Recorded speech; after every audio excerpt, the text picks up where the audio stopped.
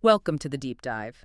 Our mission here, as always, is to take these huge stacks of information, everything from high finance to political chaos, and really boil it down for you. Give you the essentials, the context, the connection. Exactly, so you can truly understand the major players shaping things around the world. And today, we are doing a really deep dive into what just happened in Thailand. A political lightning strike, you could say. Yeah, we're focusing completely on the country's brand new 32nd Prime Minister, Anutin Charnvirakul. Right, and our sources, they paint this picture of a really remarkable career path. It's not your typical political journey, is it? It wasn't forged in like the usual political corridor? No, not at all. It came out of the heat of these massive construction projects, mega projects. Marked by some incredibly bold health policies, too. Landmark stuff. And it all culminates in him reaching the highest office, but under circumstances that are, well, frankly, some of the most unusual Thailand's seen in decades. It's quite the story. So our mission today is really to unpack the duality of this guy,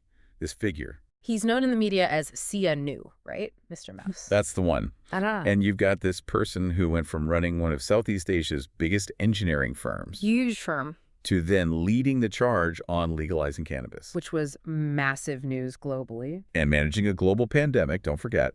And then there's this other layer, this really unique twist. The flying. Yeah, the high-stakes philanthropy. He personally flies his own private jets to transport life-saving organs across the country. It's a resume that it doesn't fit into any neat box, does it? Not even close. So that's the essential contrast we need to dig into. Let's unpack this whole journey. We should start right at the beginning, I think. That makes sense. The foundation, the massive wealth, the influential family, the specific kind of education that really set the stage for everything else. Okay, so Anutin Charnvirakul, born September 13th, 1966. Yeah. Right in Bangkok. And born into a family that was already, a big deal in Thailand's business world. Oh, absolutely. A pillar of the elite. They're a wealthy Thai, Chinese, Cantonese family, and that heritage is actually quite important. Why is that? Well, it speaks to these deep-rooted traditions in commerce, but also, crucially, these vast networks, business networks, political networks. And the family money wasn't just sitting there, right? It was active money. Infrastructure money. Exactly. His father, Shavrat Charnvirakul, he was the patriarch, the founder of this enormous construction company, Sino-Thai Engineering and Construction, PCL. Everyone just calls it Stick-On, yeah. Stick-On, yeah. And look, this isn't just some local builder. This is a company that has literally built the face of modern Thailand. We're talking major infrastructure. And right away you see this theme emerging, don't you? This intertwining of business power and political power. So it's unavoidable. Shavrat, the father, he wasn't just a construction tycoon. He had a pretty significant political career himself. He was Minister of Interior, wasn't he, under Abhisit? That's right. Minister of Interior under the Abhisit Vijivo government. So Anutin, he basically grew up inside this dynasty where massive business influence and high-level political access were just normal. Yeah. Part of daily life. And you look at the rest of the family, it sort of reinforces this empire. It does. His brother, Mastawin, he's a director at Sino-Thai. His sister, Anilratni Tagaroy, she's deeply involved in the family's other ventures, real estate, logistics, ST property and logistics, for example. So it's like a very unified machine, designed to protect the fortune, grow it across different sectors. Absolutely, a diversified entity. And that nickname, Sia Nu, Mr. Mouse, that's the one everyone knows. Yeah, the media loves that one. Right. But his heritage is also tied up in his Cantonese name, which is Chon Sik Yu. And the Sia part. That's an honorific, often used in Thailand for really successful business people. It emphasizes that identity. He's seen as a tycoon, a successful magnate. Okay, so he's got the wealth, the name, the family machine. What about the education? It had to match that status. Right. Oh, it was tailored for it. For secondary school, he went to the Assumption School in Bangkok. Very prestigious path for the country's elite. But the university move seems really key. He went to the U.S. Yes, a very strategic move. He got a Bachelor of Engineering, specifically civil engineering, from Hofstra University in New York. Graduated in '89. And that wasn't just for show, was it? That gave him the actual technical chops needed to run a massive engineering company like Stick-On. Exactly. But what's really interesting, I think, Go on. the very next year, 1990, he's back in Thailand getting a mini MBA from Thammasat University, Faculty of Commerce and Accountancy. Ah, so marrying the engineering with the business side very early on. Deliberate. Extremely deliberate. That combination, the U.S. technical skills and the top-tier Thai business training, that was just the start, though. There's more. Oh, yeah. Look at his post-grad training. It screams administrative ambition, networking ambition. Like what? High-level stuff. The National Defense College, WPO. 61, that's a big one. Various law and democracy programs. These aren't just about learning facts. They're about connections. Absolutely. Critical pathways for networking with senior military figures, police chiefs, top civil servants. You basically can't succeed at the highest levels in Thai politics without navigating those circles. And then there are the honorary doctorates. Lots of them. An extensive list, yeah. Civil engineering from Ram Kamheng back in 2005. Management, economics from the Thai Chamber of Commerce in 2018. It's like he was building this portfolio, carefully crafted. To convey what? Not just technical skill, but broad administrative legitimacy, authority. Okay, so he has this elite education, this blend of skills, and it gets put to the test immediately, right? We move into the business phase now. His proving ground. Pretty much straight after graduating from Hofstra around 1995, he joins the family firm, Sino-Thai. Stekon. And he wasn't starting at the bottom, mailing letters or something? No. He came in as general manager, rose quickly, became a key second-generation leader while he was still, in his early 30s. Young for that level of responsibility. Definitely. And his time running Sino-Thai, it's just characterized by sheer scale, the kind of massive infrastructure projects that literally shape the country. When you say mega projects, what are we talking about specifically? Well, think about the most sensitive, most nationally symbolic constructions. Suvarnabhumi Airport, Thailand's main international gateway. Stekon was a key player there. A crucial subcontractor. Imagine the logistics, the budget oversight involved in that. Huge. And it wasn't just the airport building itself, right? No, they were involved in the connected infrastructure too. Yeah. Like the airport rail link system, the thing that connects the airport to downtown Bangkok. These are multi-billion baht projects we're talking about, under intense public scrutiny. Absolutely. And maybe the most complex, politically charged project they handled? The new parliament. Sapaya Sapasathan. The new parliament building. Massive, intricate, politically sensitive. Being trusted with that says a lot about the company's connections and reputation. It underscores the level of trust, definitely. And the scale of those political connections Sino-Thai commanded. Their work wasn't just building things. It was deeply, deeply tied into the Thai state itself. Okay, so he's running these huge projects.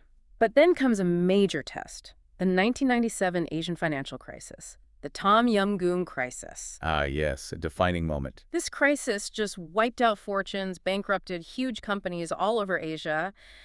How did Anutin handle that? How did Sino-Thai survive when so many others went under? This is probably the single best explanation for his later political resilience, I think. It was brutal. Many competitors just collapsed, especially those with dollar-denominated debt. So what did he do? Well, our sources say he led this really successful navigation through the storm. It involved a major debt restructuring. Which means? Painful steps, probably. Selling off some assets, maybe. Tough negotiations with creditors to get better terms. And critically, leveraging those existing relationships. Like political ones. And business ones to secure steady government contracts. That provided reliable income when private sector work just dried up. So he wasn't just managing a company through a downturn. It was like financial triage, high-stakes stuff. Exactly. And the result was transformative for Stekon. How so? By getting through that restructuring, rehabilitating the business during the worst economic crisis in decades, Sino-Thai actually emerged stronger than many of its rivals. It cemented its place as one of the absolute giants of Thai construction. And that experience for him personally must have been intense. Think about it. The tough negotiations, understanding financial distress inside out, finding a path through absolute chaos, that became part of his core executive DNA. You see echoes of it later. And while the construction side was stabilizing, the family didn't just sit still. They diversified. Smart move. Into hospitality, real estate. They own the Rancho Charndy Resort and Country Club out in Nakhon Ratchasima. Actually, his second wife was an executive there later on. So it's a layered approach, spreading the risk beyond just construction cycles. Precisely. So you look at this whole business phase, running national mega projects, mastering debt restructuring during a collapse, accumulating just vast amounts of wealth, building these widespread investment networks. It was the perfect training ground. High pressure, high reward. Exactly. It gave him the wealth, obviously, the contacts, and that real executive authority. He had all that before he really jumped into the full-time often messy world of national politics. So he wasn't going into politics to get rich. Quite the opposite. He brought money and, maybe more importantly, that crisis-tested management style to politics. Okay, so let's trace that transition from the boardroom, basically, to the cabinet. His official political path, it started fairly low-key, didn't it? Yeah, relatively speaking. 1996, he begins as an advisor to the Minister of Foreign Affairs at the time, Bhumjaithai, just dipping his toes in. But when did he make that real jump into actual executive power? That happened during the Thaksin Shinawatra era. That government's rise was key for him. By 2004, Anutin is pretty well established within the Thaksin administration. Holding deputy minister roles. Significant ones, yeah, and quite rapidly.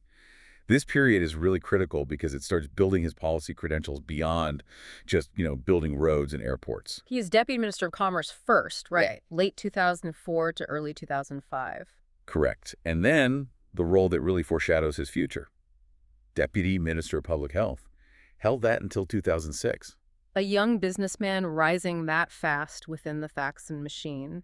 It suggests more than just family name recognition. Oh, definitely. He was actively backing key Thaksin policies, the populist stuff, vigorous economic promotion, and crucially, the universal health care scheme, which was incredibly popular. So he was seen as capable of getting things done. Yeah, positioned as a capable, rising executive within that administration, known for actually translating political promises into, functional policy. But being tied to the Thaksin era, that came with risks, especially later. The 2006 dissolution of Thaksin's party, Thai, that had big consequences for Anutin. A massive legal roadblock, yeah. A hard stop, really. Because he was on the executive committee? Exactly. So when the Constitutional Court dissolved the party, he, along with other executives, was legally banned from politics, stripped of political rights for 5 full years. So from 2007 to 2012, he's out. Forced back into the private sector. But here's the thing. Unlike a lot of politicians who get sidelined by these bans and never really come back, Anutin just pivoted. Back to the family business. Doubled down on it. Yeah. Focused on growing Stekon, ensuring that financial base remained absolutely rock solid, unshakable. Okay, so 2012 arrives, the ban lifts. How does he get back in? He didn't rejoin Pheu-Thai, the main successor party to Thai. No, he made a very strategic choice. He joined the Bhumjaithai Party, BJT. Why them? What was the thinking there? Well, it's rooted in the complex factional politics of Thailand. Bhumjaithai wasn't brand new. It actually grew out of the Friends of Nguyen group. Ah, Nguyen Chichub, a major political player. A political mastermind, really. His faction was critical. They emerged after the previous party dissolution, the People Power Party, back in 2008. Nguyen's group held serious leverage. And there was a family connection, too, wasn't there, with BJT? Yes, that's key. When Anutin made his move back in 2012, who was leading BJT, his own father, Shavarat. Ah, okay, so it was a handover. A classic strategic family succession. October 14th, 2012, Anutin gets elected the new leader of Bhumjaithai, taking over from his dad. That feels like a major turning point. It absolutely was. He went from being this powerful executive, supporting a government, to being the head of his own political party. A party capable of being a kingmaker on the national stage. And that kingmaker role played out in 2019 after the election. Perfectly. BJT, under Anutin's leadership, they didn't win the most seats, but they got enough fifth largest party to give him immediate leverage. Made him a viable PM candidate himself, actually. But he didn't push for PM then? No, he leveraged that position skillfully. BJT entered the coalition government led by Palang Prakarat, the pro-military party. They supported General Prayut Chan-o-cha for his second term as prime minister. And their reward for that support? The defining portfolio for the next 4 years. Deputy Prime Minister, and crucially back to Minister of Public Health, starting July 2019. Which put him right in the spotlight. An inescapable spotlight. Yeah.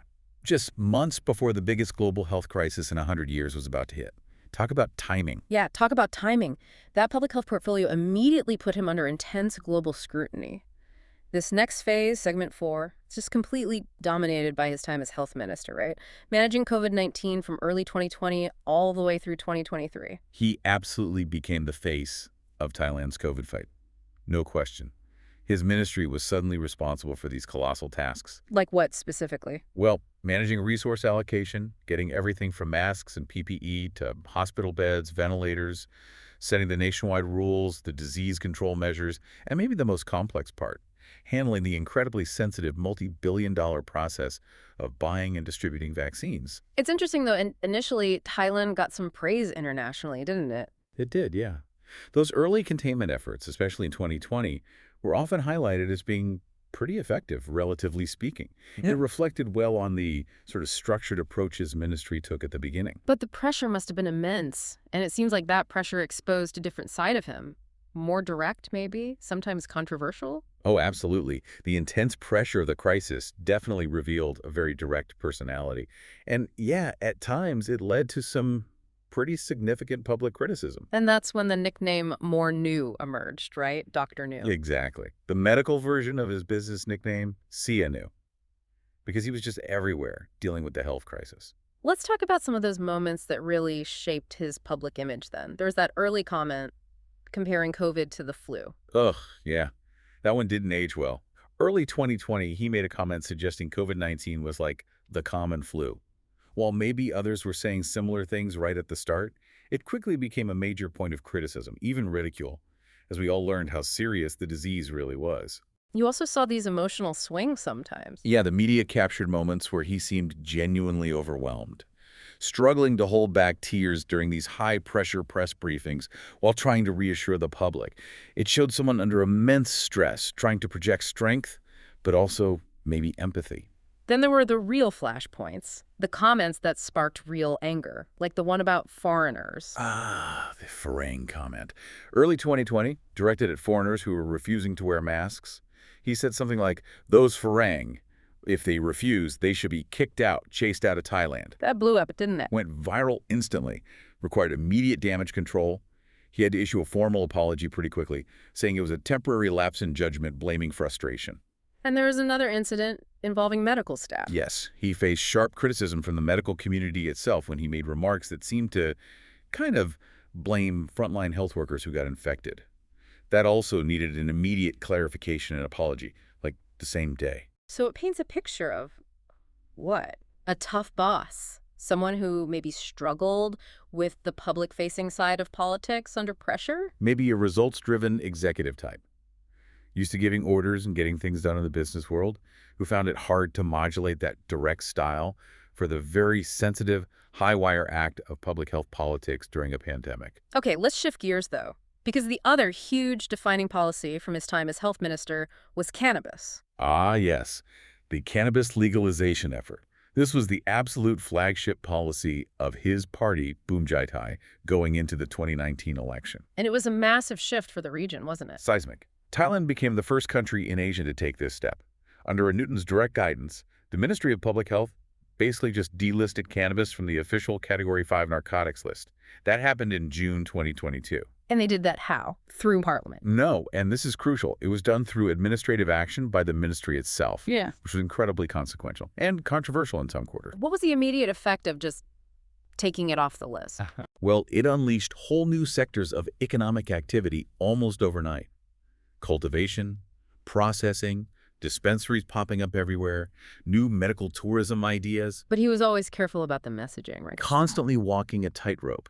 He consistently, publicly emphasized, this policy is strictly for medical benefit and public health, not for recreational use. Which created its own challenges, presumably. Huge challenges. It required drafting and trying to enforce strict controls to prevent misuse, especially protecting kids. While this sort of green rush was happening all over the country, it's still a complex issue they're grappling with. It definitely shows willingness to tackle big, politically risky policy changes, though. No doubt about that. And beyond those two huge issues, COVID and cannabis, were there other notable things from his time at Public Health? Yeah, he also pushed other initiatives, things like promoting don't drink and drive campaigns, working with the transport ministry on that, and trying to improve access to health services in rural areas, getting better service delivery outside the big cities. So overall, his time at Public Health, it was like a pressure cooker. A masterclass in executive management under extreme stress, you could argue, implementing incredibly complex policy like cannabis delisting, managing a global supply chain crisis during a pandemic. These experiences were absolutely fundamental, I think, in preparing him for what came next, the ultimate political challenge.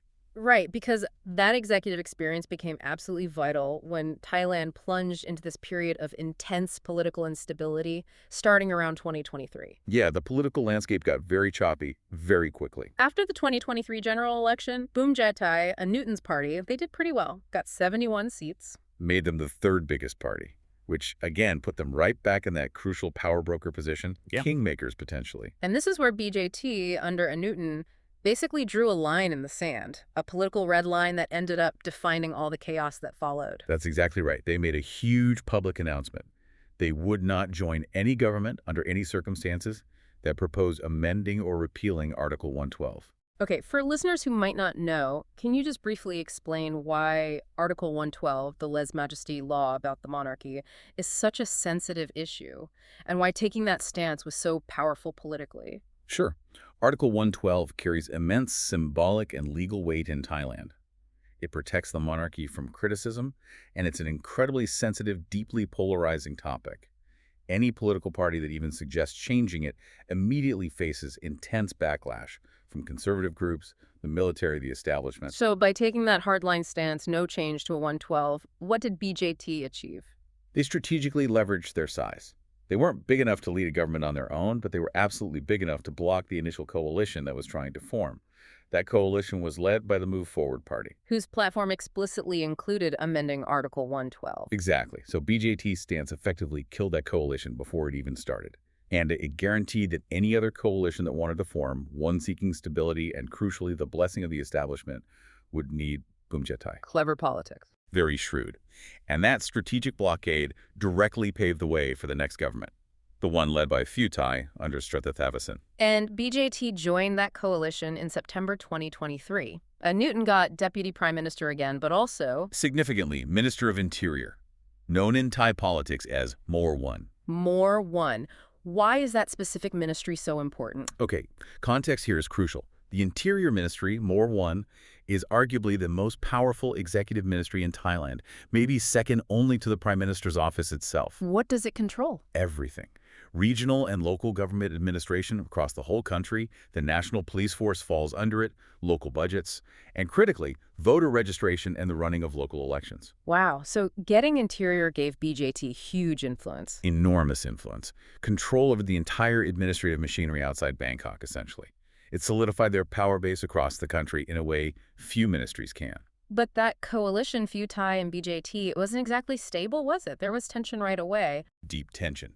In 2024, reports emerged that Thai, the lead party, was trying to reshuffle the cabinet, and their main goal, to reclaim that powerful Interior Ministry portfolio from Anutin. How did Anutin react to that? His response was immediate and very firm. He went public basically saying, no way. He threatened that if Thai tried to take the Interior Ministry away, BJT would just walk, leave the government entirely, move to the opposition benches. He was willing to risk bringing down the government over that one ministry. It showed his absolute determination to protect the power base he'd strategically secured.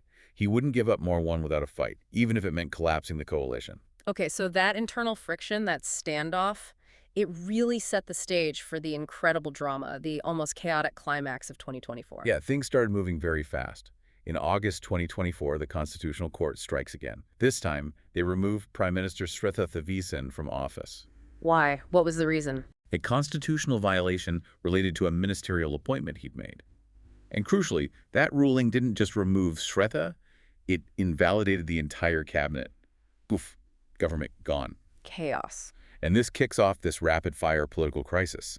The next leader chosen is Pattongtarn Shinawatra, Thaksin's daughter. She becomes the 31st PM. The hope was she would stabilize things. But that didn't happen. The instability just got worse.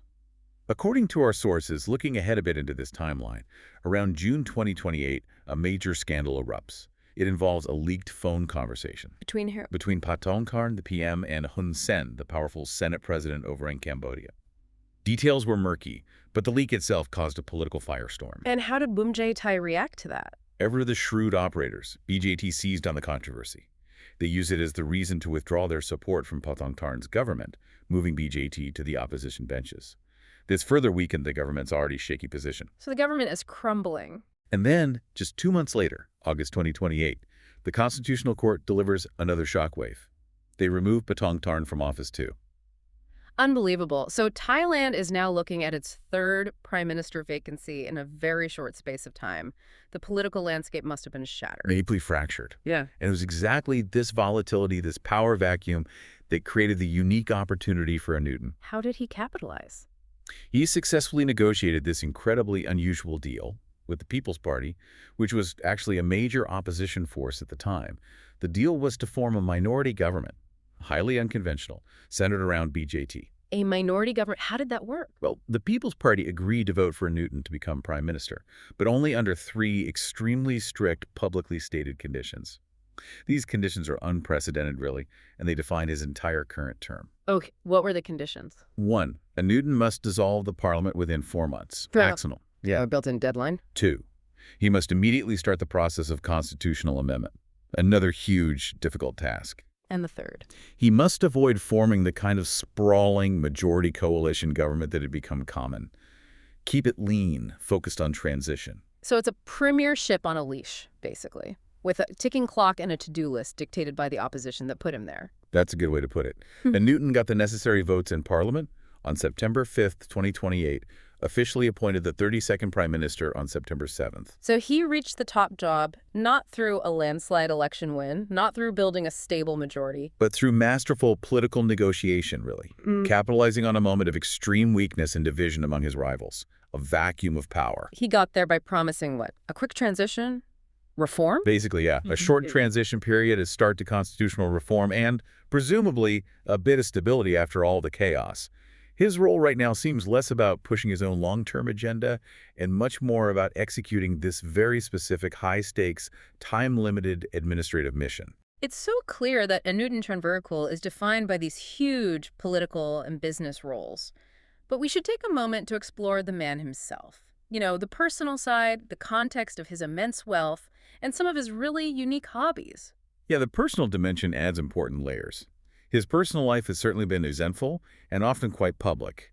He's had 3 significant relationships that we know of. His first marriage. Back in 1990, to Sino-Thai. They had 2 children together, 9 and Sarani. That marriage ended in divorce in 2013. Then he remarried quite quickly. The same year, 2013, to Sasathorn Chantarasambun. She was actually an executive at that family-owned resort we mentioned, Anutin Charnvirakul. But that marriage didn't last long either. No, relatively brief. Yeah. They divorced 6 years later, in January 2019. And his current partner. Since 2022, his partner is Thanana Naremis. She is described as a businesswoman. Interestingly, she was formerly a drum major for the big, prestigious Chula Thammasat traditional football parade. And the media identified her quickly as the potential first lady. Instantly. As soon as Anutin looked set for the premiership, she was dubbed the potential first lady, a role that obviously brings immediate national attention and scrutiny. Okay, let's talk about the wealth.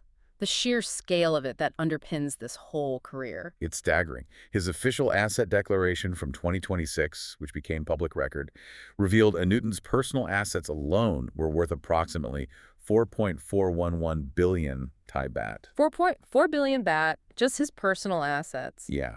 To put that in perspective, that level of personal wealth gives him a kind of political independence that most career politicians just dream of. He doesn't need politics for money. And his partner's assets. They added about another 39 million Thai baht to that total declared figure. It just underscores the deep-rooted dynastic wealth coming from that construction empire. Okay, but maybe the most unique thing about him personally is the hobby, the flying. The aviator.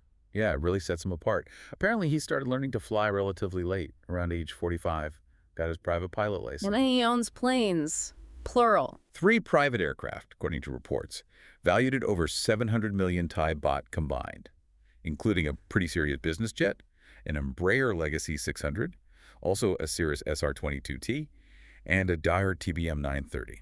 That sounds like just an extravagant hobby for a billionaire. Well, yes and no.